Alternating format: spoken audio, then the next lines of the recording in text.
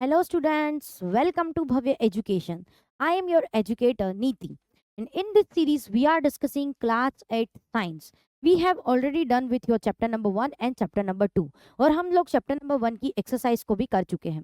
आज हम डिस्कस करेंगे आपके chapter number 2 that is the crop production that is the micro organism friend and foe उसकी exercise questions को. उसी के साथ साथ हम कुछ मोस्ट इंपॉर्टेंट क्वेश्चन आंसर को भी डिस्कस करेंगे. साथ ही हम देखेंगे कि हम जो एक्सरसाइज क्वेश्चंस को डिस्कस कर रहे हैं हम उसके साथ साथ जो हमारा टॉपिक है उसको रिकॉल करने की भी कोशिश करेंगे. तो चलिए हम आज का शुरू करते हैं हमारा session.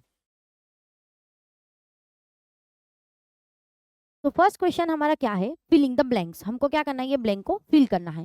Micro organisms can be seen with the help of. Micro organisms क्या होते हैं? माइक्रो ऑर्गेनिजम्स आपको पता ही है कि इतने टाइनी इतने स्मॉल होते हैं कि जिनको हम हमारी नेकेड आई से नहीं देख सकते. इनको देखने के लिए हम क्या करते हैं, हम इंस्ट्रूमेंट्स का यूज करते हैं. जैसे कि हम करते हैं माइक्रोस्कोप का यूज, हम करते हैं मैग्नीफाइंग ग्लास का यूज. तो micro organisms can be seen with the help of microscope. इसमें क्या आएगा हमारा आंसर? माइक्रोस्कोप. ठीक है. उसके बाद the blue green algae picks directly from the air and enhance the fertility of the soil. Blue green algae क्या करते हैं, हमको जैसे कि पता है कि ब्लू ग्रीन algae जो है हमारा एटमॉस्फेरिक जो एयर का जो नाइट्रोजन है उसको क्या करते हैं, सॉइल में फिक्स करते हैं. तो यहाँ पे हमारा आंसर क्या आएगा? नाइट्रोजन. क्या आएगा?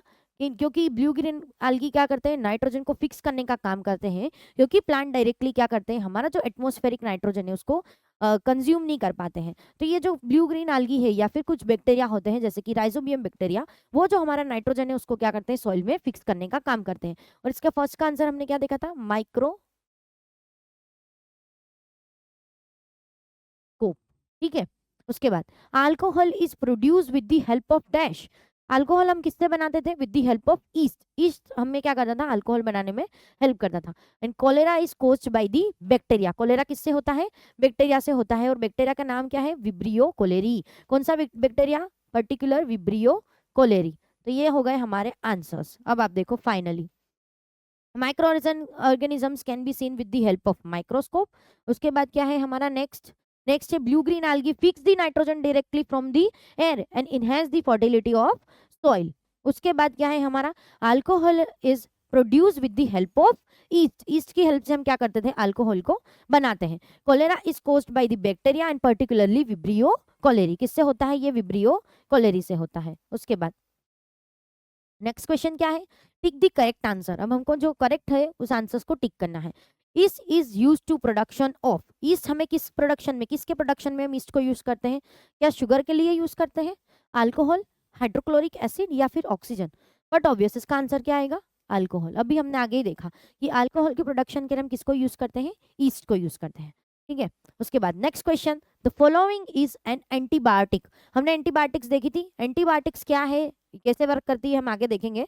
हम में से भी कुछ क्वेश्चंस हैं हमारे पास जिसमें एंटीबायोटिक्स को हम क्या कर रहे हैं, डिस्क्राइब कर रहे हैं. बट पर्टिकुलरली हमने एंटीबायोटिक्स के एग्जांपल में क्या देखा था? Streptomycin, erythromycin, टेट्रामाइसिन.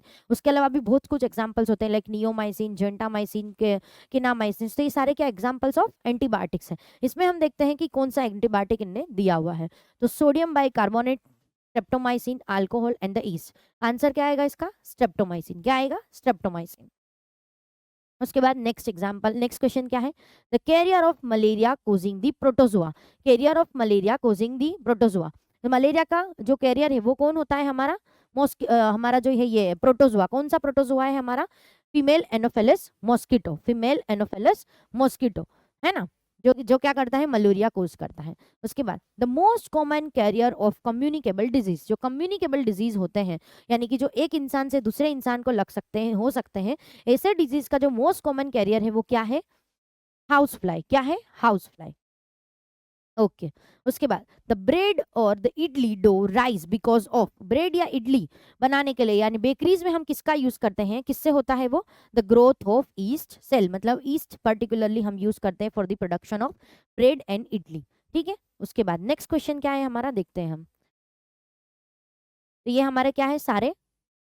ओके, एक और बचा है. The process of conversion of sugar into alcohol. Process of conversion of sugar into alcohol. Sugar को अल्कोहल में कन्वर्ट करने का जो प्रोसेस है उसको हम क्या बोलते हैं? फर्मेंटेशन. क्या बोलते हैं? फर्मेंटेशन. ये किससे होता है? ये भी with the help of yeast. East क्या करता है? उसको कन्वर्ट करता है शुगर को अल्कोहल के अंदर. उसके बाद ये सारे आंसर्स है। फर्स्ट में था alcohol, streptomycin, female Anopheles mosquito, house fly, growth of yeast cell, in the last is the fermentation. ये सारे आंसर्स है। उसके बाद नेक्स्ट क्वेश्चन, अब हमको क्या करना है, मैच करना है कॉलम ए को कॉलम बी के साथ, क्या करना है, मैच। तो अब आप देखो, सबसे पहले हम देखते हैं राइजोबियम। राइजोबियम का हमको पता है कि मेजर उसका क्या है, होता है काम फिक्सिंग ऑफ नाइट्रोजन। नाइट्रोजन को फिक्स करने का काम कौन करेगा, हमारा राइजोबियम। उसके बाद देखो लेक्टोबेसिलस। लेक्टोबेसिलस किस में होता है, कर्ड में, जो क्या करता है, मिल्क से हमारा दही बनाने का काम, मिल्क से क्या करता है, दही बनाने का काम करता है, जो मिल्क में क्या होता है, रेप्लिकेट होता है। तो इसमें इसको हम देखेंगे, आंसर इसका आएगा सेटिंग ऑफ कर्ड। ठीक है।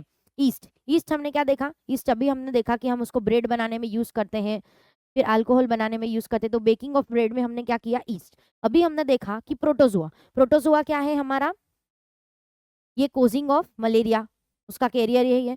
फिर वायरस, वायरस एक एग्जाम्पल में आप देखोगे, वायरस का एग्जाम्पल है ये एड्स, मतलब एड्स किससे होता है, कोजिंग ऑफ वायरस, वायरस से क्या होता है, एड। तो ये सारे एग्जाम्पल से हमने क्या किया, मैच करवाया। और बैक्टीरिया, बैक्टीरिया में आप देखोगे कोजिंग ऑफ कोलेरा, कोलेरा किससे होता है, बैक्टीरिया से। तो बैक्टीरिया में हमने देखा कोजिंग ऑफ कोलेरिया, राइजोबियम देखा फिक्सिंग ऑफ नाइट्रोजन, लेक्टोबिलस जो कर्ड बनाने में, ईस्ट जो है हमारा बेकिंग ऑफ ब्रेड, प्रोटोजुआ जो है हमारा causing of malaria, and virus क्या है, कोजिंग ऑफ एड्स। ओके, ये सारे आंसर्स मैच करे हुए हैं। Bacteria causing of cholera, rhizobium fixing of nitrogen, lactobacillus जो है हमारा कर्ड बनाने के लिए, ईस्ट हमारा ब्रेड के लिए, प्रोटोजोआ है मलेरिया के लिए, एंड वायरस है फॉर दी एड्स। अब next question, can microorganisms be seen with the help of naked eye, if not how can be they seen. अगर माइक्रो ऑर्गेनिजम्स को हम नेकेड आई से देख सकते हैं तो आंसर इज नो, और अगर हम नहीं देख सकते हैं तो हम उसको कैसे देख सकते हैं। तो अभी मैंने बोला कि micro organisms are very tiny, very small organisms, जिनको हम हमारी नेकेड आई से नहीं देख सकते। तो उनको देखने के लिए हम पर्टिकुलर इंस्ट्रूमेंट्स का यूज करते हैं, लाइक हम यूज करते हैं माइक्रोस्कोप का एंड मैग्नीफाइंग ग्लास का। ठीक है, तो अभी क्या है इसका answer, the micro organisms can not be seen by the naked eye because they are very small, they can not be seen with the using, they can seen by the using of microscope. उसको हम कैसे देखेंगे, microscope की help से। What are the major group of microorganisms? Microorganisms के major group कौन से थे, माइक्रोऑर्गेनिजम्स के मेजर ग्रुप थे हमारे bacteria, algae, fungi and protozoa. उसके अलावा एक और माइक्रोऑर्गेनिज्म का ग्रुप है जिसको हम बोलते हैं वायरस।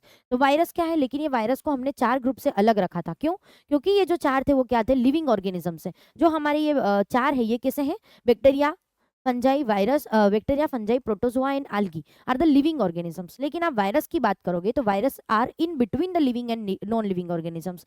इसमें क्या होता है, इन सबका अपना जेनेटिक मटेरियल होता है जो खुद से डिवाइड करते हैं। लेकिन वायरस में क्या है, वायरस में होता है एक, उसके लिए अपना जेनेटिक मटेरियल के लिए उसके पास या तो सिंगल स्टैंडर्ड डीएनए या फिर सिंगल स्टैंडर्ड आरएनए प्रेजेंट होता है, बस। उसके अलावा उसके पास कोई भी ऐसी चीज नहीं होती जिसको कंसीडर करे एज अ लिविंग ऑर्गेनिजम्स। ना उसके पास अपना साइटोसोल होता है, ना कोई पर्टिकुलर सेल का स्ट्रक्चर होता है, मतलब ना कोई पर्टिकुलर सेल के डिफरेंट कंपोनेंट्स होते हैं। ओके, लेकिन ये क्या करता है, ये बिहेव करता है लिविंग और नॉन लिविंग के बीच में। अगर ये क्या करता है, पर्टिकुलर किसी होस्ट ऑर्गेनिज्म के अंदर रहता है, अगर ये होस्ट ऑर्गेनिज्म के अंदर रहता है, वहां पे रेप्लिकेट करता है और अपने नंबर को बढ़ाता है, और अपने नंबर को बढ़ाता है, तो इसको हम क्या बोलते हैं, लिविंग ऑर्गेनिजम्स। और अगर ये होस्ट ऑर्गेनिजम्स के अंदर ना रह के बाहर कहीं इन्वायरमेंट में रह रहा है तो ये क्या करता है, act as a non living organisms. और जब ये होस्ट के अंदर जाता है तो ये क्या करता है, होस्ट की जो मशीनरी है, मतलब उसका जो डीएनए बनाने का जो प्रोटीन्स है एंड डिफरेंट राइबोसोम्स है, उसको क्या करता है, यूज करता है। और उसको यूज करने के बाद ये क्या करता है, अपना जो जेनेटिक मटेरियल है, यानी इसका खुद का जो डीएनए और आरएनए है, इसको क्या करवाता है, रेप्लिकेट करवाता है, बनवाता है, और इससे ही क्या करता है, अपने नंबर को बढ़ाता है। तो हमने क्या देखा कि माइक्रो ऑर्गेनिजम्स की जो मेजर जो कैटेगरीज है उसमें क्या आएगा, bacteria, fungi, protozoa and algae, and another one is the viruses, another one is the viruses. Okay, उसके बाद नेक्स्ट क्वेश्चन है, name the micro organisms which can be fix the atmospheric nitrogen in the soil. तो atmospheric nitrogen को fix करने वाले जो organism है, micro organism, उसका नाम है हमारा राइजोबियम बैक्टीरिया, और उसके अलावा है blue green algae, blue green algae। ये दोनों क्या करते हैं, हमारे नाइट्रोजन को फिक्स करने का काम करते हैं in the soil. Okay, The next question is the write the 10 lines on the usefulness of microorganisms in our life. तो हमारे चैप्टर का नाम ही है कि माइक्रो ऑर्गेनिज्म फ्रेंड एंड फो, मतलब कि माइक्रो ऑर्गेनिज्म हमारे लिए बेनिफिशियल भी है प्लस हमारे लिए हार्मफुल भी है। बेनिफिशियल है मतलब उसका कुछ तो यूज होगा, डिफरेंट डिफरेंट चीजों में हम माइक्रो ऑर्गेनिजम्स का किस तरह से यूज करते हैं, तो उसके बारे में हम कुछ देखते हैं कि हम कैसे माइक्रो ऑर्गेनिजम्स को हमारी लाइफ में बेनिफिशियल फॉर्म में हमारे फ्रेंड की तरह उसको यूज कर सकते हैं। तो use of micro organisms are listed below, देखते हैं कैसे यूज करते हैं हम। तो सबसे पहले हम क्या करते हैं, लैक्टोबैसिलस नाम का जो माइक्रो ऑर्गेनिज्म है which is known as the bacteria, जो एक टाइप का बैक्टीरिया है, उसको हम क्या करते हैं, जब हम दूध से दही बनाते हैं, जब हम कर्ड का फॉर्मेशन करते हैं तो उसको हम यूज करते हैं। The curd contain the several microorganisms of this the bacterium Lactobacillus promotes the formation of curd and it multiplies in the milk and convert it into the curd. क्या करता है, ये कर्ड में convert करता है। Micro organisms are also used in the large scale for the production of alcohol. Alcohol बनाने के लिए भी हम माइक्रो ऑर्गेनिज्म का यूज करते हैं। और कौन से माइक्रो ऑर्गेनिज्म का यूज करते हैं, ईस्ट का। किसका, ईस्ट का यूज करते हैं वाइन बनाने के लिए, एसिटिक एसिड विनेगार बनाने के लिए हम सिंस एजेस हम क्या करते हैं, ये माइक्रो ऑर्गेनिज्म का यूज करते हैं। उसके बाद the next is the bacteria in the yeast are also helpful for the fermentation of rice, idli, dosa, batter. मतलब ईस्ट और जो बैक्टीरिया है इसको हम क्या करते हैं, फर्मेंटेशन की प्रोसेस में भी यूज करते हैं। फर्मेंटेशन मतलब क्या, कि जो हमारा शुगर है नेचुरली, जो हमारे ग्रेन्स के अंदर, जो हमारे फूड के अंदर शुगर प्रेजेंट होता है, उसको ये जो ईस्ट होती है ये क्या कर देती है, अल्कोहल में कन्वर्ट करती है। अल्कोहल में क्या करती है, कन्वर्ट करती है। और उसी टाइम पे क्या होता है, CO2 गैस का रिलीज होता है। जो ये CO2 गैस रिलीज होता है, यही हमारा जो इडली होता है, डोसा का जो बेटर होता है, उसमें फील हो जाता है। और फील होने की वजह से क्या होता है, इसका वॉल्यूम इंक्रीज हो जाता है। तो ऐसे हम क्या करते हैं, फर्मेंटेशन की प्रोसेस में भी हम बैक्टीरिया और ईस्ट को यूज करते हैं। उसके बाद bacteria also involve in the making of cheese, pickles and many other food items. हम चीज बनाने के लिए, पिकल्स बनाने यानी अचार बनाने के लिए, और और अदर कई फूड आइटम्स बनाने के लिए हम बैक्टीरिया क्या करते हैं, यूज करते हैं। Antibiotics are produce from the bacteria and fungi. Antibiotics का हम क्या करते हैं, बनाने के लिए, एंटीबायोटिक्स के प्रोडक्शन के लिए हम पर्टिकुलर बैक्टीरिया को ग्रो करवाते हैं और उसको हम एज अ एंटीबायोटिक्स लेते हैं। मतलब हम क्या करते हैं, उसको बनाने के लिए भी हम कुछ बैक्टीरिया का और फंगी का यूज करते हैं। उसके बाद अगर दूसरा देखें हम, क्या है, yeast reproduce rapidly and produces the carbon dioxide during the respiration. Bubbles of the gas fill up the dough and increase its volume. जैसे मैंने आपको बोला कि फर्मेंटेशन की प्रोसेस बोलो, उसमें क्या होता है कि ईस्ट जो काम करती है, ईस्ट क्या करती है, एनारोबिक रेस्पिरेशन करती है। उस टाइम पे CO2 गैस बनता है। ये जो CO2 गैस बनता है, ये जो हमारा डो होता है उसके अंदर फील हो जाता है, और उससे क्या होता है, हमारा डो का जो साइज होता है, वॉल्यूम होता है, वो क्या होता है, इंक्रीज हो जाता है। And this is the basic use of the east in the baking industry for the making the bread, pastry and the cakes. इसके लिए हम क्या करते हैं, ईस्ट को यूज करते हैं। उसके बाद there are the helpful cleaning up the environment, they are also helpful in the cleaning of environment. For the example organic waste, ये क्या करते हैं, इन्वायरमेंट को क्लीन करने के लिए भी यूज होते हैं माइक्रो ऑर्गेनिज्म। जैसे कि हमारा ऑर्गेनिक वेस्ट है, वेजिटेबल पील्स है, remain of plants and animals जो होते हैं, इस पे ये क्या करते हैं, काम करते हैं। मतलब इसको डिकम्पोज करने का काम करते हैं। डिकम्पोज करने के बाद ये भी जो कॉम्प्लेक्स ऑर्गेनिक सब्सटेंस है, इसको इस सिंपल सब्सटेंस में कन्वर्ट कर देते हैं माइक्रो ऑर्गेनिजम्स, और इसको क्या बनाते हैं, यूजेबल सब्सटेंस में कन्वर्ट कर देते हैं। और इससे क्या होता है, जो एनिमल वेस्ट, एक्सक्रीटा, जो भी कुछ हमारे इस पे ग्राउंड पे ऐसे पड़ा होता है, तो ये क्या कर देते हैं, इसको डिकम्पोज करने के बाद, सिंपल सब्सटेंस में कन्वर्ट करने के बाद इन्वायरमेंट को क्या कर देते हैं, क्लीन कर देते हैं, वहां से ये सारा कुछ रिमूव कर देते हैं। इससे क्या होता है, और ये ऐसे क्या करते हैं, हमारे न्यूट्रिएंट को भी ऐड करते हैं सॉइल में। तो इससे क्या होता है कि हमारी जो इन्वायरमेंट है वो क्लीन रहता है। And so vegetable peel and remain of the animal feces etcetera are broken down into the harmless and usable substance by the bacteria. और प्लांट क्या करता है, फिर इसको यूज करता है, एब्जॉर्ब करता है। ठीक है। Microorganisms are used for the large scale production of alcohol, wine and acetic acid since ages. उसके बाद some bacteria are able to fix nitrogen from the atmosphere to enrich the soil with the nitrogen and increase its fertility. मतलब कुछ bacteria ऐसे होते हैं, जैसे हमने पहले एग्जांपल देखा कि राइजोबियम बैक्टीरिया है, ये क्या करता है, हमारा जो एटमॉस्फेरिक नाइट्रोजन इसको क्या करता है, फिक्स करने का काम करता है सॉइल में, और सॉइल में क्या करता है, नाइट्रोजन को इनरीच करता है यानी बढ़ाता है। और जो हमारा प्लांट होता है वो डायरेक्टली ये जो नाइट्रोजन होता है हमारा एटमॉस्फेयर के अंदर उसको यूज नहीं कर पाता। तो ये बैक्टीरिया क्या करता है, उसको सॉइल में फिक्स कर देता है, नाइट्रेट के फॉर्म में या नाइट्रेट के फॉर्म में कन्वर्ट कर देता है। देता है।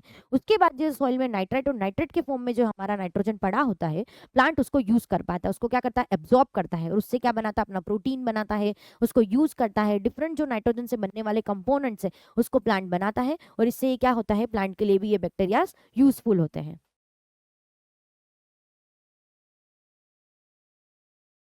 उसके बाद नेक्स्ट क्या है, the microorganism decomposes the dead organic waste of the plant and animal to convert that into the simple substance. These substances are again used by the other plant and animal. Thus, the microorganisms can be used to degrade the harmful and smelly substances and thereby clean up the environment. वही है कि environment को कैसे clean करता है कि जो भी dirt organic material है इसको convert कर देता है harmless substance में useful substance में, और इससे क्या करता है, जो smell आता है उसको भी क्या करता है, ये remove कर देता है, smell को हटा देता है और डिग्रेड जो सब्सटेंसेस को हटा के ये क्या कर देता है, इन्वायरमेंट को क्लीन कर देता है। ठीक है, ये हुए different uses of the micro organisms. अब क्या है नेक्स्ट क्वेश्चन, नेक्स्ट क्वेश्चन है the write a short paragraph on the harmful effect of the micro organisms. तो अभी हमने देखा कि यूजफुल इफेक्ट कैसे हमारे लिए यूजफुल होते हैं या फिर बेनिफिशियल होते हैं। अब हम देखते हैं कि वो कैसे हमारे लिए हार्मफुल होते हैं, उसके कुछ इफेक्ट्स देखते हैं, कुछ पॉइंट्स देखते हैं। तो micro organism causes the disease in the plant and animal. Micro organism क्या करते हैं, प्लांट के अंदर डिजीज करते हैं, एनिमल के अंदर डिजीज करते हैं। जैसे कि हमारे अंदर कोलेरा को कोज करते हैं, कोलेरा किससे कोज होता है, बैक्टीरिया से कोज होता है, विब्रियो कोलेरी से कोज होता है। उसके बाद apart from this the micro organism causes the tuberculosis, typhoid etcetera, ये भी किससे होता है, बैक्टीरिया से होता है। उसके बाद देखते हैं the viruses causes the foot and mouth disease, also causes the serious disease like viruses. ये कौन करता है, वायरस। वायरस क्या करता है, फूट एंड माउथ डिजीज जो कैटल में होता है उसको कोज करता है। रेबीज कोज करता है जो किसमें होता है, डॉग में होता है। उसके बाद आप सीरियस डिजीज देखोगे इन केस ऑफ ह्यूमन कौन सा कोज करता है, चिकन पॉक्स एंड पोलियो। तो ये क्या है, डिफरेंट एग्जांपल्स है जो हमें माइक्रो ऑर्गेनिज्म डिजीज कोज करते हैं, है ना। माइक्रो ऑर्गेनिज्म से जो अलग अलग हमें डिजीज हो रही है उसके एग्जांपल है। उसके अलावा क्या होता है कि आप देखोगे प्रोटोजोआ, उससे क्या हो रहा है, हमें मलेरिया, क्या होता है, मलेरिया, है ना। उसके बाद नेक्स्ट क्या है, नेक्स्ट देखते हैं हम, नेक्स्ट क्या है, the micro organism spoil the food by decomposing the food materials. Some microorganism spoil the leather and clothes. मतलब आप माइक्रो ऑर्गेनिजम्स के को आप देखोगे जब हमारा खाना होता है कुछ, जैसे ही हम उसको अगर लॉन्ग पीरियड ऑफ टाइम के लिए अगर हम खुला रख दे, उसको रेफ्रिजरेटर में ना रख के बाहर रख दे, तो आप देखोगे कि वो स्पॉइल हो जाता है, खराब हो जाता है, क्योंकि उसमें माइक्रो ऑर्गेनिजम्स की ग्रोथ हो जाती है। तो माइक्रो ऑर्गेनिजम्स क्या करता है, हमारे फूड को स्पॉइल करने का भी काम करता है। कुछ माइक्रो ऑर्गेनिजम्स जो होते हैं वो इवन लेदर एंड क्लॉथ को भी क्या कर देते हैं, खराब कर देते हैं, स्पॉइल कर देते हैं। ठीक है, उसके बाद नेक्स्ट देखते हैं, नेक्स्ट क्वेश्चन क्या है हमारा, what are the antibiotics? Antibiotics क्या है and what the precautions must be taken while taking the antibiotics? Okay, तो next question ये हमारा, आप देखते हैं the chemical agents that kill or stop the growth of disease causing microorganisms are called the antibiotics।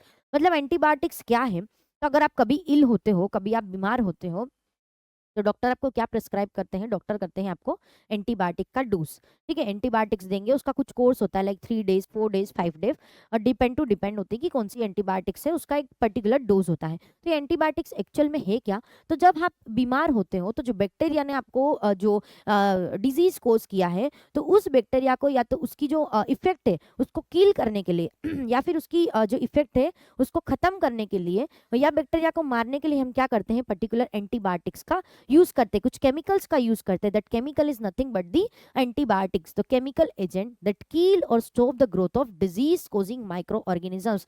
जो disease causing micro organisms है उसकी growth को हम स्टॉप कर दे या फिर हम कील कर दे, तो इस जिस केमिकल से हम ये काम करते हैं उसको हम बोलते हैं एंटीबायोटिक्स। और antibiotics should be taken only on the advice of qualified doctor. Qualified doctor के प्रिस्क्रिप्शन में वो हमको प्रिस्क्राइब करेंगे, उसी प्रिस्क्रिप्शन से हमें क्या करना होता है, ये एंटीबायोटिक्स लेना होता है।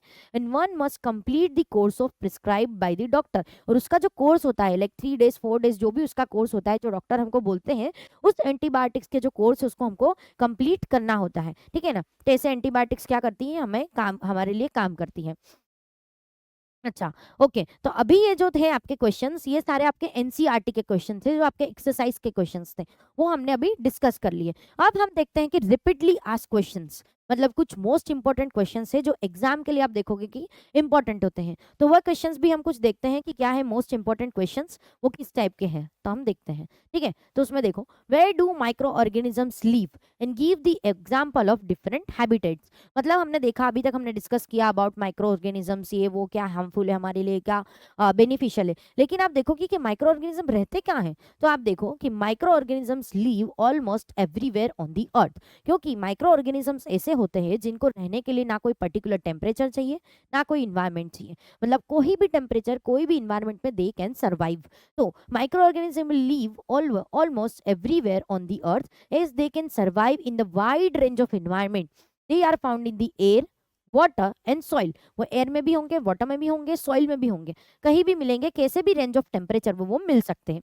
एक हॉट स्प्रिंग यानी कि कंप्लीटली एकदम हॉट टेम्परेचर हो, उसमें भी मिलेंगे। और ऐसे जो हीट लविंग बैक्टीरिया होते हैं ना, उसको हम क्या बोलते हैं, थर्मोफिलस। क्या बोलते हैं हम, थर्मोफिलस। उसके बाद पोलर रीजन में भी होंगे, यानी कि ठंडे एरिया में भी प्रेजेंट होंगे। जो जो ये कोल्ड रेजिस्टेंस माइक्रो ऑर्गेनिजम्स होते हैं, जिसको जो कोल्ड को भी सहन कर सकते हैं, रेजिस्ट कर सकते हैं, तो ऐसे माइक्रो ऑर्गेनिजम्स क्या होंगे, लाइक सर्टेन फंगाई हो गए, algae हो गए, ठीक है ना। फिर देखो आप सोल्टी एरियाज में भी होंगे, जिसको हम क्या बोलेंगे, हेलोफिलिक। जो हॉट टेम्परेचर में रहेंगे उसको बोलेंगे हम थर्मोफिलिक, जो सोल्टी एरिया में होंगे उसको हम बोलेंगे हेलोफिलिक। और कुछ होते हैं जो मैर्शीलैंड में भी मिलते हैं। तो आप देखोगे कि ये wide range of varieties, wide range of environment में क्या रह सकते हैं। उसके अलावा ये इनसाइड भी रह सकते हैं हमारे मतलब कुछ ऑर्गेनिजम्स की अंदर भी रह सकते हैं, इनसाइड दी बॉडी, और कुछ ऑर्गेनिजम्स की आउटसाइड दी बॉडी रह सकते हैं, इनसाइड और आउटसाइड रह सकते हैं, है ना। फिर उसके एग्जांपल्स देखो आप, तो harmful micro organism like viruses causing the disease like influenza virus. तो वायरस भी एक टाइप का क्या हो गया, हमारा माइक्रो ऑर्गेनिजम्स हो गया, जो कहीं भी किसी भी इन्वायरमेंट में सर्वाइव कर सकता है। उसके अलावा आप देखो बेनिफिशियल बैक्टीरिया, जैसे कि लैक्टोबैसिलस है, ये क्या होता है, ह्यूमन के गट में प्रेजेंट होता है, मतलब ये inside the human body present होता है। तो ये क्या हुआ, डिफरेंट कौन से एरियाज में माइक्रो ऑर्गेनिजम्स कैसे इन्वायरमेंट में सर्वाइव करते हैं, अबाउट दिस क्वेश्चन, ठीक है। अब नेक्स्ट देखते हैं, नेक्स्ट क्या है हमारा, what is the nitrogen fixation and explain its importance in the agriculture। तो nitrogen fixation क्या है वो देखते हैं। nitrogen fixation is the process by which the atmospheric nitrogen gas, N2 जो होता है atmospheric nitrogen gas, which cannot be directly used by the plant, जो plant हमारा डायरेक्टली यूज नहीं करता है, तो उसको हम क्या करते हैं, कन्वर्ट करते हैं इन दी अमोनिया या फिर नाइट्रेट्स या फिर नाइट्राइट्स के NO3 के फॉर्म में या NO2 के फॉर्म में कन्वर्ट करते हैं। और ये जो नाइट्राइट और नाइट्रेट के फॉर्म में जो हमारा ये नाइट्रोजन होता है, उसको क्या करते हैं, प्लांट एब्जॉर्ब कर पाते हैं और यूटिलाइज करते हैं, है ना। उसके बाद the process is carried by the biological nitrogen fixation and biological nitrogen fixation carry out by the end the certain micro organisms like bacteria blue green algae convert the nitrogen into the usable form. ये bacteria और कौन करता है, blue green algae करते हैं, है ना। उसके बाद द एग्जांपल हो गया rhizobium bacteria, root nodules of the leguminous plant. तो राइजोबियम बैक्टीरिया कहाँ प्रेजेंट होते हैं, जो रूट नोड्यूल्स होते हैं ना हमारे लेग्यूमिनस प्लांट के, लाइक हमारे पल्सीज हो गए, फिर ये हमारा हो गया ग्राउंड नट हो गया। तो ये जो भी प्लांट्स होते हैं उसकी जो रूट होती है, उसकी जो नोड्यूल्स होते हैं, उसमें राइजोबियम बैक्टीरिया प्रेजेंट होते हैं, और ये सॉइल में क्या करते हैं, फिक्स करते हैं एटमॉस्फेरिक नाइट्रोजन को, और उससे उसको क्या करता है प्लांट फिर यूज करता है। अब इंपॉर्टेंस देखते हैं हम, इंपॉर्टेंस क्या है नाइट्रोजन फिक्सेशन का इन एग्रीकल्चर। तो it improve the soil fertility, biological nitrogen fixation enrich the soil with the nitrogen and making the more fertile for the crop. ये क्या करता है, सॉइल की फर्टिलिटी को इंक्रीज करने का काम करता है ना। उसके बाद essential for the plant growth, क्यों, क्योंकि नाइट्रोजन एक ऐसा कंपोनेंट है जिससे डीएनए में भी वो होता है, प्रोटीन में भी होता है, कुछ विटामिन के जो कंपोनेंट्स है, कुछ विटामिन होते हैं उसमें भी आप देखोगे कि नाइट्रोजन प्रेजेंट होता है। तो नाइट्रोजन क्या है, एक एसेंशियल कंपोनेंट है। तो nitrogen is the essential component for the chlorophyll, amino acids, proteins and DNA, ये जो सारे कंपोनेंट्स है उसमें आप देखोगे कि नाइट्रोजन प्रेजेंट होता है। तो which are the vital for the plant growth and development, plant के ग्रोथ और डेवलपमेंट के लिए क्या है, एसेंशियल है, वाइटल पार्ट है ना। उसके बाद describe the process of food preservation and the mention some commonly use method. तो सबसे पहले हम देखेंगे what is the food preservation. तो फूड को हम एक अच्छे से प्रिजर्व करके रखें, अच्छे से स्टोर करके रखें, और उसको हम माइक्रो ऑर्गेनिज्म से बचा के रखें, तो उसको हम क्या बोलते हैं, फूड प्रिजर्वेशन। मतलब फूड को प्रॉपरली हम अगर स्टोर करते हैं, माइक्रो ऑर्गेनिज्म से बचा के रखते हैं, उसको अच्छे से ट्रीट और हैंडलिंग करके अगर स्टोर करें, तो उसको हम क्या बोलते हैं, preservation. Food preservation is the process of treating and handling the food to prevent from the spoilage caused by the micro organisms. मतलब माइक्रो ऑर्गेनिज्म से हमारे फूड को हम बचा के रखते हैं, उसके लिए हम उसको क्या करते हैं, अच्छे से ट्रीट करते हैं, अच्छे से स्टोर स्टोर करते हैं और उसको क्या करते हैं, प्रिजर्व करते हैं। And this the goal is to extend the shelf life of the food.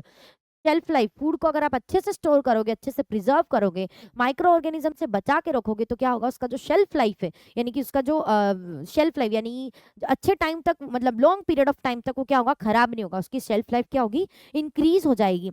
And while retaining it's nutrient value and flavour and texture, और उसका जो न्यूट्रिएंट वैल्यू है वो भी अच्छा रहेगा, सही रहेगा, और क्या होगा, उसका फ्लेवर मेंटेन रहेगा, और उसका जो टेक्सचर है वो भी क्या होगा, मेंटेन रहेगा। इसलिए हम क्या करते हैं, फूड को प्रिजर्व करने का काम करते हैं। और उसके लिए हम दूसरे कुछ केमिकल्स, कुछ मेथड्स को हम यूज करते हैं। तो हम देखते हैं कि हम कौन कौन सी मेथड्स को यूज करते हैं for the preservation of the food. तो सबसे पहले आप देखोगे किलिंग और inhibiting the growth of microorganisms. मतलब सबसे पहले हम क्या कर दें कि किल कर दें माइक्रो ऑर्गेनिज्म को, या फिर उसकी ग्रोथ को क्या कर दें, इनहिबिट कर दें। तो इसके लिए हम क्या करते हैं, बॉइलिंग की मेथड को यूज करते हैं। Commonly use the method of the food preservation. सबसे पहले ये कैसे काम करता है, मतलब प्रिजर्वेशन का जो मेथड है वो कैसे काम करता है। तो वो क्या करता है, हम कोई भी चीज को अगर प्रिजर्व करते हैं, उसके डिफरेंट मेथड्स को हम यूज करते हैं, तो उसमें हम करते क्या है, माइक्रो ऑर्गेनिजम्स को या तो किल कर देते हैं या फिर उसकी जो ग्रोथ है उसको रोक देते हैं, है ना। अब कॉमनली यूज मेथड में हम देखते हैं कौन सा है। तो सबसे पहले हम देखें हीटिंग। हीट से अगर हम किसी भी चीज को, किसी भी उसको हम ग्रो कर बॉईल करते हैं, हीट करते हैं, तो उससे हम क्या कर देते हैं, माइक्रो ऑर्गेनिज्म की जो ग्रोथ है उसको हम क्या कर देते हैं, कील कर देते हैं। पाश्चराइजेशन, अब देखो पाश्चराइजेशन में क्या होता है कि हम जो मिल्क होता है उसको पाश्चराइज करने का काम करते हैं। मतलब कि मिल्क को आप क्या करोगे, पर्टिकुलर 72 डिग्री सेल्सियस पे क्या करते हो, बॉईल करते हो, एकदम से हीट कर देते हो जस्ट फॉर 15 सेकेंड्स। उसके बाद क्या करोगे, आप उसको एकदम से कूल डाउन करके रेफ्रिजरेट कर दोगे, ठीक है। मतलब उसको आप क्या कर दोगे, कूल डाउन करके उसमें रख दोगे, फ्रीज में। तो ये जो प्रोसेस होती है एकदम से बॉईल करना और उसके बाद उसको कूल डाउन करके फ्रीज में रखना या फिर ठंडा कर देना, मतलब से हीट देना फिर कूल ट्रीटमेंट देना, पहले होल्ड ट्रीटमेंट फिर कोल्ड ट्रीटमेंट देना। तो this method, this process is known as the pasteurization. Heating on milk और the juice at the controlled temperature 72 degree Celsius पे हम उसको 15 सेकेंड के लिए क्या करेंगे, बॉईल करेंगे। उसके तो उससे क्या होता है, डिस्ट्रॉय कर देते हैं ये हार्मफुल बैक्टीरिया। तो ये पाश्चराइजेशन या फिर हम बॉइलिंग ऑफ द मिल्क करते हैं, इससे क्या होता है कि जो हमारी बैक्टीरिया की जो ग्रोथ है वो कील हो जाती है, बैक्टीरिया जो होते हैं वो कील हो जाते हैं, है ना। और उसके बाद हम उसको फिर से रेफ्रिजरेट करते हैं, यानी कोल्ड ट्रीटमेंट देते हैं। तो क्या होता है ये प्रोसेस, पाश्चराइजेशन, है ना। उसके बाद the cooling and freezing. Low temperature slow down the growth of microorganisms. मतलब हम खाने को या हमारे जो फूड्स होते हैं, डिफरेंट आइटम्स फूड की, उसको हम क्या करते हैं, रेफ्रिजरेट करके रखते हैं, ठंडे में रखते हैं। उससे क्या होता है, ये जो ठंडा इन्वायरमेंट होता है, जो कोल्ड टेम्परेचर होता है, इससे क्या होती है, ये जो ऐसा इन्वायरमेंट है जहाँ पे माइक्रो ऑर्गेनिज्म इजीली ग्रो नहीं कर पाते हैं। तो low temperature slow down the growth of microorganisms and its enzyme activity. Refrigeration करो आप 4 डिग्री सेल्सियस पे, use to preserve items like fruits, vegetables and dairy. जैसे हम दूध को रखते हैं, हम फ्रूट्स को वेजिटेबल में कार कर रखते हैं, हम रेफ्रिजरेटर में रखते हैं, है ना, फ्रीजर में रखते हैं, सॉरी रेफ्रिजरेटर में रखते हैं। और फ्रीजर में हम क्या करेंगे, -80 डिग्री पे हम रखते हैं प्रिजर्व मीट, फिश या फिर फ्रोजन। हम आजकल घरों में फ्रोजन खाना बहुत रखने लगे, लाइक हम पीस लाते हैं, फ्रोजन फ्रूट्स रखते हैं। ये सबको हम क्या करते हैं ताकि हम लॉन्ग पीरियड ऑफ टाइम उस चीज को यूज कर सकें, है ना। हम प्रिजर्व करते हैं चीजों को, मटर वटर होते हैं, जो पीस होते हैं, उसको हम क्या करते हैं, एयर टाइट बैग में पैक करके और फ्रीजर में रख देते हैं, है ना। और जब कोई सीजन ऑफ सीजन होता है, मतलब कि जब पीस का सीजन ना हो, या फिर आप आम मैंगोज होते हैं, मैंगोज को भी आप ऐसे प्रिजर्व करके रख सकते हो फ्रीजर में for the long period of time. और जब आप मैंगो का सीजन नहीं होता है, उस टाइम पे आप क्या करोगे, जो आप सील करा हुआ जो मैंगो था जिसको आपने फ्रीजर में रखा था, उसको आप वहां से हटा के उसको यूज करके, उससे आप क्या बना सकते हो, मैंगो जूस बना सकते हो, या फिर आप मैंगो को ऐसे ही खा सकते हो। तो आप देखोगे कि हम फिश होती है, मीट होता है, फ्रोजन मील्स होते हैं, वेजिटेबल्स होते हैं, और ये जो होता, अरे सॉरी, हमारे जो ये फ्रूट्स होते हैं, ये सबको आप क्या कर सकते हो, long period of time store करके एयर टाइट बैग में पैक करके फ्रीजर में भी रख सकते हो। तो ये भी आप क्या हुआ, एक प्रिजर्वेशन का मेथड हुआ, है ना। उसके बाद देखो और क्या था हमारा, उसके बाद आप देखो दूसरा, हम केमिकल ट्रीटमेंट्स भी देते हैं, कोल्ड का ट्रीटमेंट्स भी केमिकल ट्रीटमेंट देते हैं, सॉल्ट ट्रीटमेंट देते हैं, है ना। ठीक है, salting. High salt concentration draws out the moisture. And creating an environment unsuitable for the microbial growth. मतलब आप सोल्ट का ट्रीटमेंट देते हो, सोल्ट ऐड करते हो फूड में और उसको प्रिजर्व करके रखते हो, तो क्या होता है, ऐसी कंडीशंस जो होती है सॉल्टी कंडीशंस, वहाँ पे क्या होता है, माइक्रो ऑर्गेनिजम्स ग्रो नहीं कर पाते। तो preservation of the fish, pickles and meat, इसके लिए भी हम क्या करते हैं, सोल्ट का ट्रीटमेंट देते हैं। उसके बाद हम शुगरिंग भी करते हैं, मतलब कि शुगर का भी ट्रीटमेंट देते हैं। High sugar concentration act as the preservative by the reducing the water content. इससे क्या होता है, वो वाटर, फूड का जो वाटर कंटेंट है उसको कम कर देता है, उसके मॉइस्चर को कम कर देता है, और क्या करता है, फूड को अच्छे से प्रिजर्व करके रखता है, स्टोर करके रखता है। इनहिबिट दी माइक्रोबियल एक्टिविटी, और ये वाटर के कंटेंट को अगर रिड्यूस कर देता है, कम कर देता है, तो उससे क्या होता है, माइक्रोबियल एक्टिविटी, माइक्रो ऑर्गेनिज्म का जो ग्रोथ है उसको ये क्या करता है, कंट्रोल करता है। जैसे कि आप जेम्स हो गया, जेली हो गया, सिरप्स हो गया, उसमें क्या करते हो, आप शुगर ट्रीटमेंट देते हो। किसका ट्रीटमेंट देते हो, शुगर का। ओके, नेक्स्ट क्या है, पिकलिंग। पिकलिंग मतलब आप अचार को, जो हमारा पिकल होते हैं, उसको कैसे स्टोर करते हो। तो देखो, food is preserved in the acidic medium, vinegar या फिर ऑयल। तो आप अचार को अगर लॉन्ग पीरियड ऑफ टाइम के लिए आपको प्रिजर्व करना है, स्टोर करना है, तो आप क्या करोगे, उसमें ऑयल डालते हो, है ना, ऑयल से उसको प्रिजर्व करके रखते हो। या फिर कभी कभी कोई कोई जगह पे क्या होता है, विनेगर का भी यूज होता है, तो उसको हम क्या बोलते हैं, पिकलिंग। जैसे पिकल्स के लिए या फिर फर्मेंटेड वेजिटेबल्स के लिए हम क्या करते हैं, ऑयल का यूज करते हैं for the preservation. Chemical preservatives, अब इसमें दो मेन केमिकल्स का हम यूज करते हैं फॉर दी फूड प्रिजर्वेशन। कौन सा है, एक तो है हमारा सोडियम बेंजोएट, और दूसरा क्या है, sodium metabisulphite. Sodium metabisulphite, sodium benzoate and sodium metabisulphite. ये केमिकल्स को हम क्या करते हैं, हमारी फूड प्रिजर्वेशन की जो टेक्निक्स है, जो प्रोसेस है, उसमें हम इसको यूज करते हैं। Next question, what is the vacuum, अरे sorry sorry, vacuum packing. Vacuum packing के बारे में भी हम देखें। हाँ, तो अब हम जो हमने फूड प्रिजर्वेशन की मेथड्स देखी, उसमें हमने क्या देखा, सोल्ट देखा, शुगर देखा, पिकलिंग देखा, उसके बाद हीटिंग देखा, कूलिंग देखा, बॉइलिंग, है ना, पाश्चराइजेशन, ये सारा कुछ देखा। एक होता है, दूसरा एक प्रोसीजर होता है वैक्यूम पैकिंग। वैक्यूम पैकिंग का मतलब क्या होता है कि ये जो हमारा एयर को हम रिमूव कर देते हैं पैकेजिंग में। तो आजकल आपने देखा होगा कि जो फ्रूट्स आते हैं, वेजिटेबल्स आते हैं, लाइक आपने डेट्स देखा होगा, ड्राई फ्रूट्स देखी होगी, ये सारा कुछ आजकल आप अब अभी मार्केट से लेके आते हो ना, तो आप देखोगे उसमें एयर पैकेजिंग होता है। यानी कि क्या होता है, वैक्यूम पैकेजिंग होता है। मतलब उसका जो उसको ऐसे स्टोर करते हैं कि जिसमें माइक्रो ऑर्गेनिज्म की ग्रोथ ना हो पाए, उसमें से सारा जो एयर होता है वो रिमूव कर देते हैं, और उसको कैसे स्टोर करते हैं, एकदम पैकली वैक्यूम के फॉर्म में, वैक्यूम पैकिंग बोलते हैं उसको, ताकि एयर को सारा रिमूव कर दे और उसको ऐसे स्टोर करे कि जिसमें माइक्रो ऑर्गेनिज्म की ग्रोथ ना हो पाए। The air is remove from the packaging to prevent the growth of aerobic microorganisms. मतलब एकदम ही दबी हुई सी, एकदम सी ऐसी पैकिंग आती है, जिससे, जिसको वैक्यूम पैकिंग बोलते हैं, जिसमें एयर बिल्कुल भी ना जा पाए, है ना। उससे क्या होता है कि माइक्रो ऑर्गेनिज्म की ग्रोथ नहीं हो पाती। जैसे कि कॉफी हो गया, नट्स हो गया, प्रोसेस्ड फूड हो गया, वेजिटेबल, फ्रूट्स, सब कुछ आप आजकल देखोगे वैक्यूम पैकिंग में आपको दिखता है मार्केट में। तो वो क्या होता है, किस लिए करते हैं वो, ताकि हम फूड को अच्छे से प्रिजर्व कर पाए, है ना, माइक्रो ऑर्गेनिज्म की ग्रोथ को क्या कर पाए, कंट्रोल कर पाए, उसके लिए। तो चलो अब हम देखते हैं कुछ वन लाइन क्वेश्चंस, है ना, वन लाइन क्वेश्चंस देखते हैं। जैसे कि what are the micro organisms. तो micro organisms are the tiny living organisms that we can not seen by our eyes alone, and then because वो कितने नेकेड होते हैं, क्या होते हैं, एकदम स्मॉल होते हैं, टाइनी होते हैं, सो दे अलोन और naked eye only be see under the microscope. उसको हम सिर्फ क्या कर सकते हैं, माइक्रोस्कोप के अंदर देख सकते हैं, क्योंकि वो इतने क्या होते हैं, टाइनी होते हैं, स्मॉल होते हैं, जिसको हम हमारी अलोन आई से या फिर नेकेड आई से नहीं देख सकते। ठीक है ना। उसके बाद नेक्स्ट क्वेश्चन क्या है, name the major group of microorganism. ये वही क्या था हमारा, बैक्टीरिया था, फंजाई था, प्रोटोजोआ था, एंड क्या था, algae, और लास्ट क्या था हमारा, वायरसेस। उसके बाद which micro organism used in the production of alcohol, yeast. इसका आंसर क्या आएगा, east.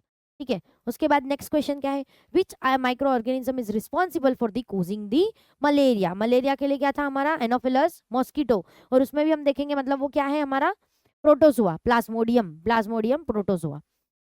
What is the role of rhizobium bacteria? Rhizobium bacteria का काम again nitrogen fixation, for the fixation of the nitrogen, fixing the nitrogen, fixing the nitrogen in the root of the leguminous plant. They are known as the nitrogen fixer. इसको हम क्या बोलते हैं, nitrogen fixer बोलते हैं। तो अगर आपको एग्जाम में पूछे कि ऐसे नाम दे दे कि बैक्टीरिया है, वायरस है, फंजाई है, algae है, तो इसमें से आप बोलोगे कि कौन आप एक्ट करता है एज ए नाइट्रोजन फिक्सर, तो इसमें आप क्या बोलोगे, राइजोबियम बैक्टीरिया। इनको हम क्या बोलते हैं, नाइट्रोजन फिक्सर।